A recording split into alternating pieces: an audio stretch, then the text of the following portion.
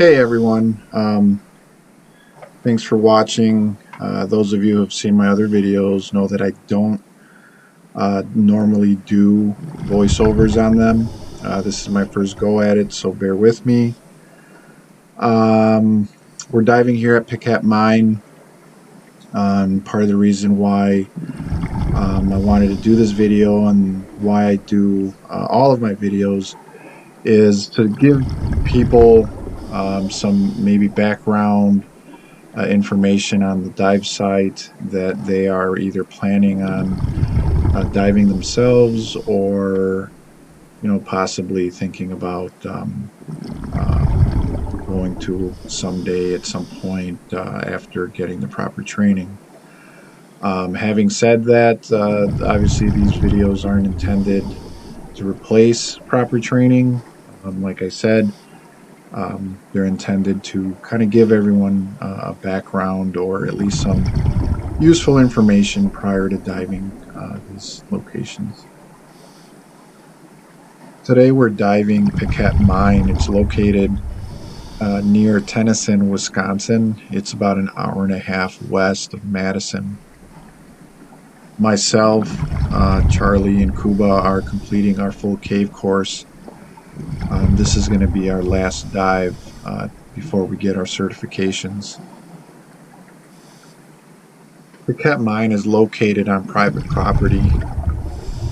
I would suggest contacting Tammy at Diversion Scuba in Madison to get more information on how to access the mine. So here we're just making our way to the entrance of the mine. It's about 250 feet or so from where you enter the water. The mine itself is blocked off by like a grate at the entrance. Tammy mentioned that that was installed after they stopped mining here to keep cars from going in. Apparently, it took about 2 years for the entire mine to fill with water after the pumps were shut off. We're getting close to the entrance here, so I'll be turning the camera off for a moment. I have to access a spool that I'll tie off to a rock that's still in open water. From there, I'll make a secondary tie-off and then head in and make a final tie-off at the primary line before heading in past the cavern zone.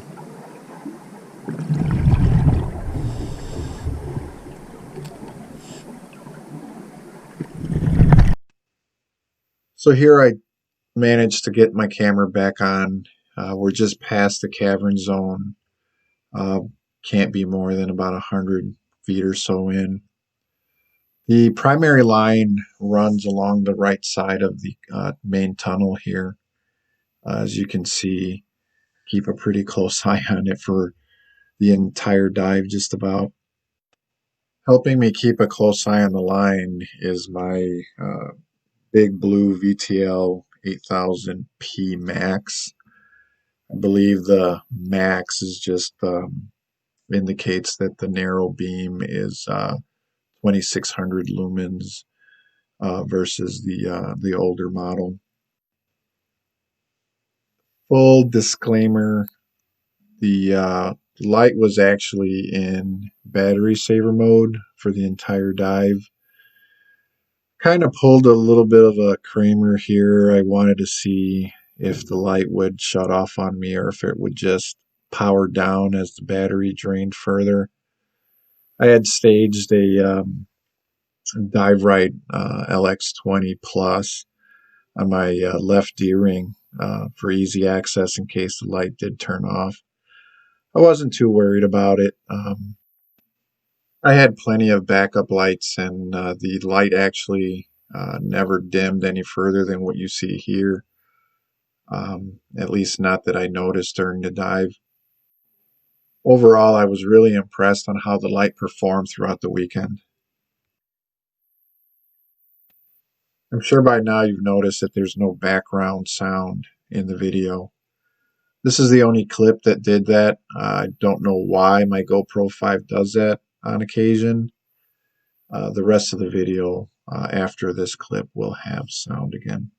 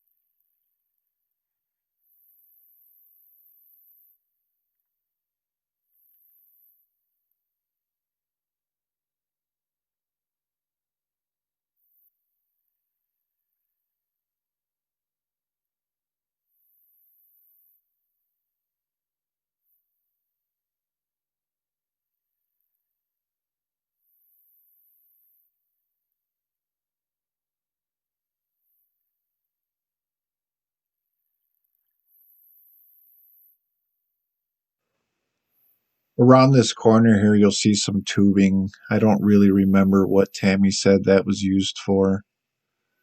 You also see two white arrows pointed towards our exit. I just shined the light on them there.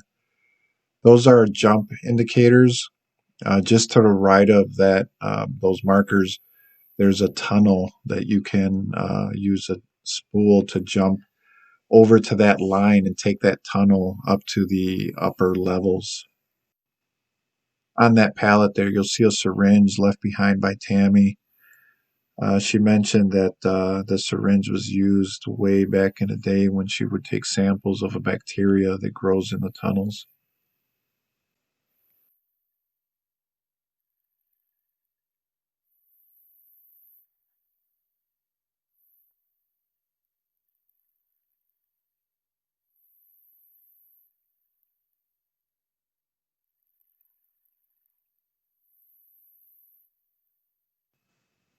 We're coming up on a line marker here.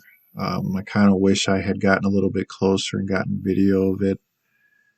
Most of the single markers like that one have a number written on them. That number indicates in feet the distance to our nearest exit.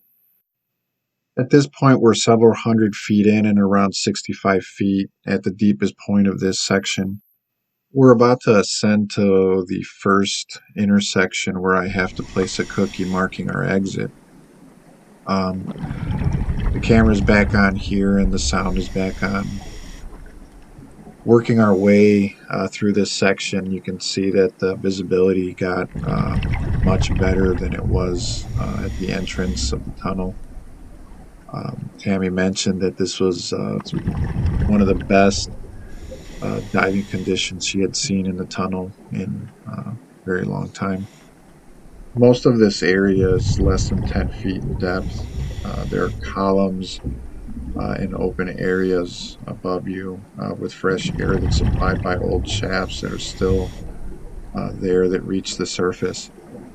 If you've ever been to Bonterre Mines, this is kind of like a very scaled down, smaller version of that.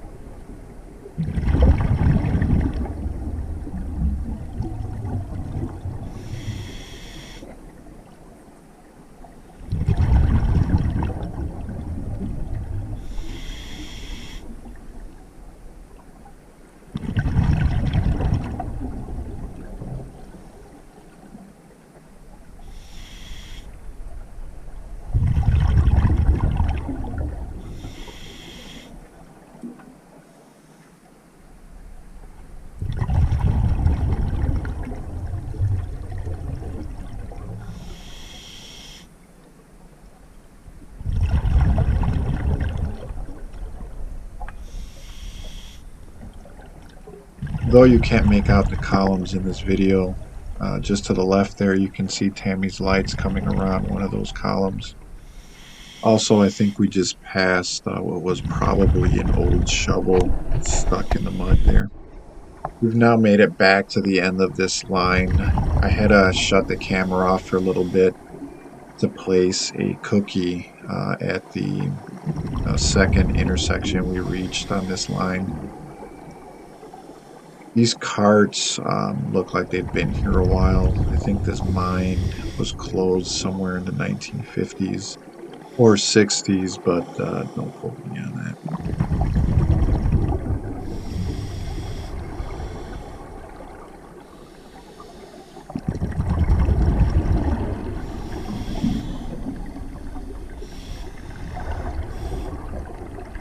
we look at the cards for a little bit, and then Kuba swims over to me, and I give him the turnaround signal, and we start heading back out this line.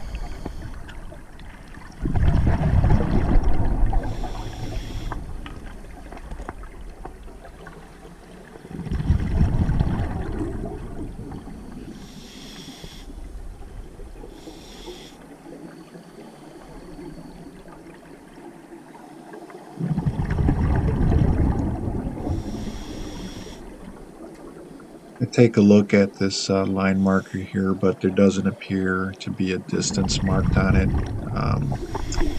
If I were to guess, I'd say we're somewhere in the neighborhood of 1,600 feet or so back.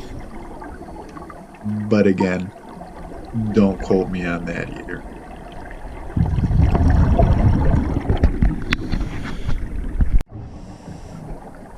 Here we've reached a jump marker on the line heading out from the ore carts.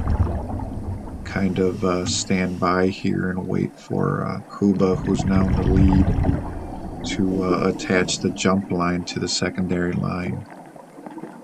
Once we get our confirmations and okays, we head down that secondary line, which takes us to a shaft that Tammy mentioned had been filled in long ago from the surface.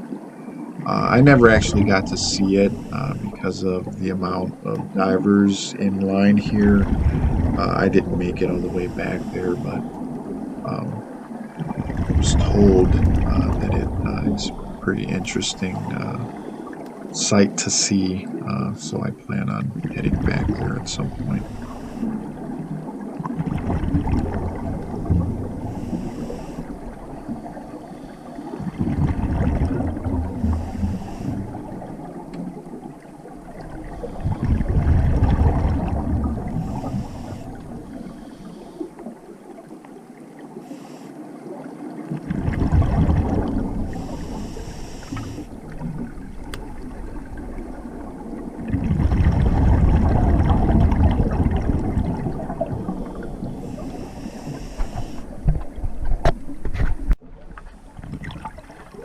There was another T intersection on this line that we jumped to. There you saw Charlie signaling the REM that was left behind by the lead diver, Kuba. I give him the okay and acknowledge and confirm that I see their marker that indicates our exit point, and we continue down the line.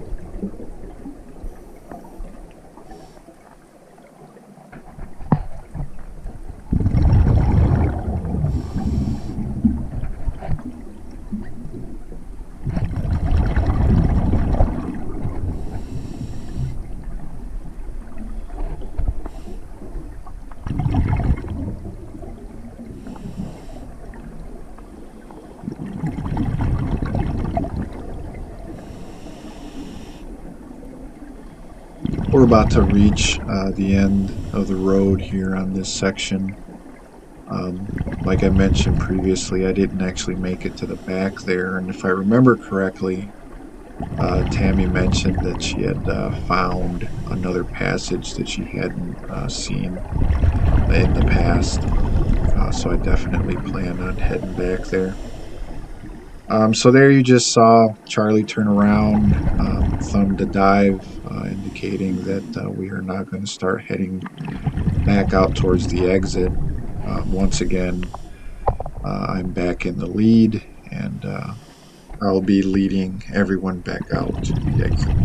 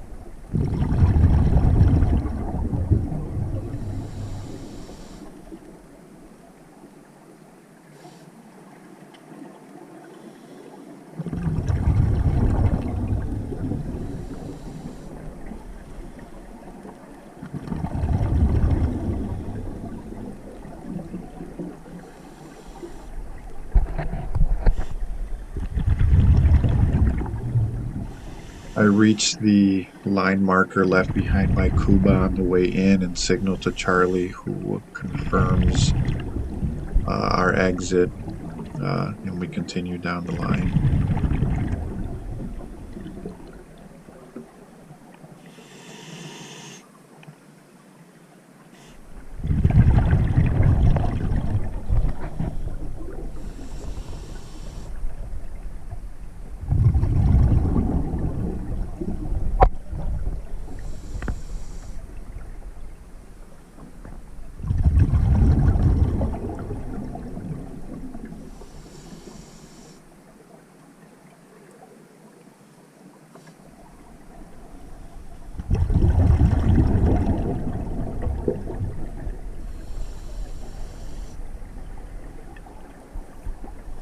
This whole section here also had a very noticeable um, mist that kind of separated the clear water from the cloudy water.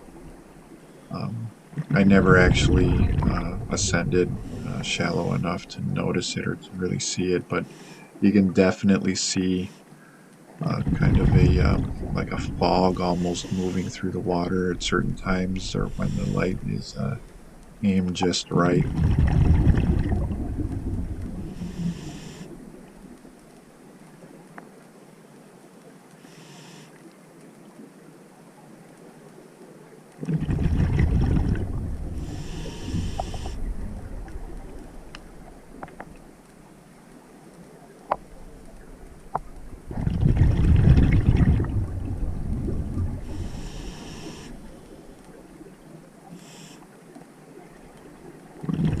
Here we're reaching the high off that Kuba made on this secondary line. As you can see, there's an arrow pointing our direction of travel, as well as how that spool was placed.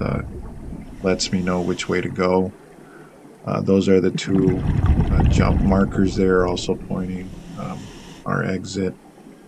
So I continue down that line. After a little ways here, I realized that it's going to take Kuba a little bit of time to remove that spool and wind that line back up. So I turn about 90 degrees here and look back.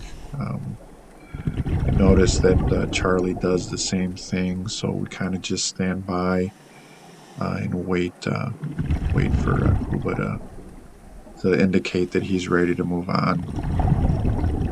You'll notice Charlie give me an OK signal with his light, and then I notice the lights behind him start pointing towards me as well. So I'm confident at that point that we're okay to continue forward.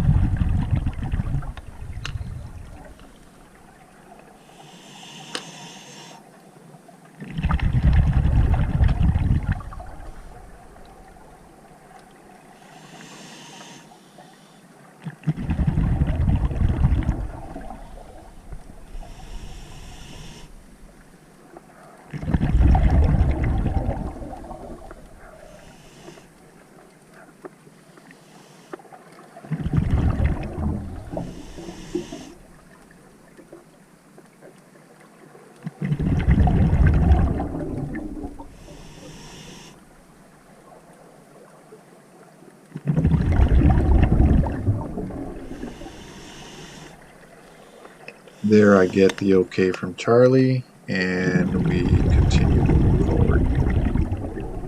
If you notice, the lights behind him were pretty clearly visible. That kind of gives you an idea of how good the visibility was here. Um, you can't really make people out just because light is obviously in front of them, making them just kind of a shadowy figure in the background. If you recall, this is a underground mine. There is absolutely no light in here, which is why every one of us has at least two backup lights. I had three spare lights on this particular dive. At this point, we're back in the area prior to reaching that old shovel that I mentioned earlier. At this point, we're working our way back towards the first intersection where I left a cookie marker. At that point, I'm going to turn the camera off again. There were two reels in that shaft leading back down to the 65-foot area that I have to retrieve. Once I get those, then I'll continue out the main tunnel back towards the cavern zone, which the video just jumped to. You saw there just a moment ago that I signaled to Charlie, who's second man in line. He confirms that's our spool that leads us towards the exit, and I continue moving towards the entrance. I think right about here I start turning around just to get a video of Kuba, who is our last man to confirm that that is our spool, and he'll begin to remove it and start reeling it in to the tie-offs that I made when we came into the cavern, the entrance of the mine, I should say. Probably seems a little silly, all of the signaling and confirmation by all the divers, but everything's intended to ensure that everyone gets out of the mine or cave safely.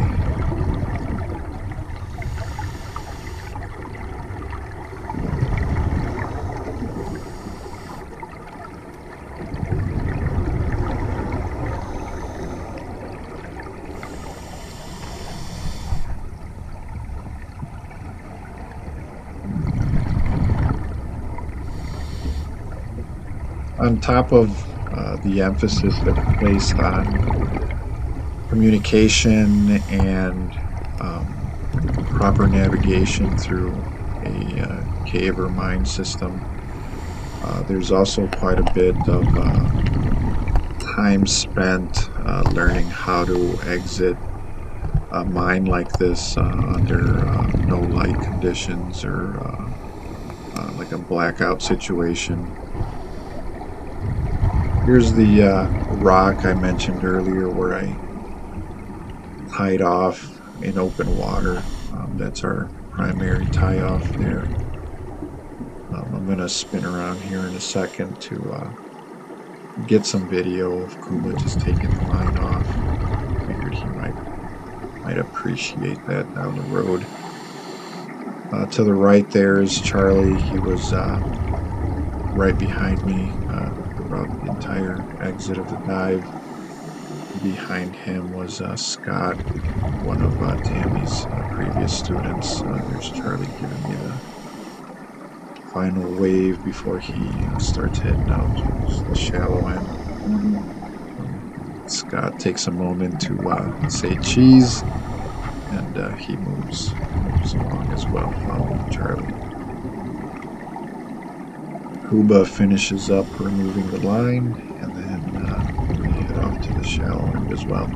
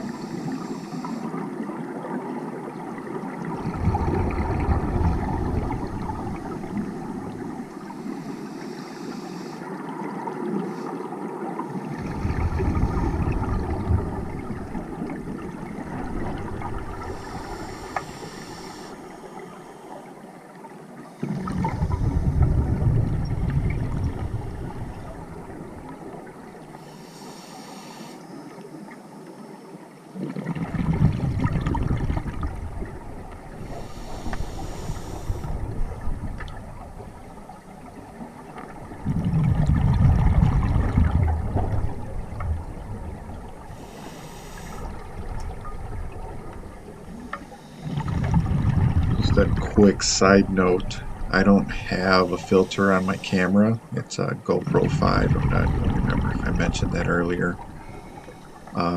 It's set at 30 frames per second, I believe. Auto white balance, pretty much auto everything else. This was actually the color of the water seen by the naked eye. It was really a nice dive in, and a very relaxing dive out. It was kind of a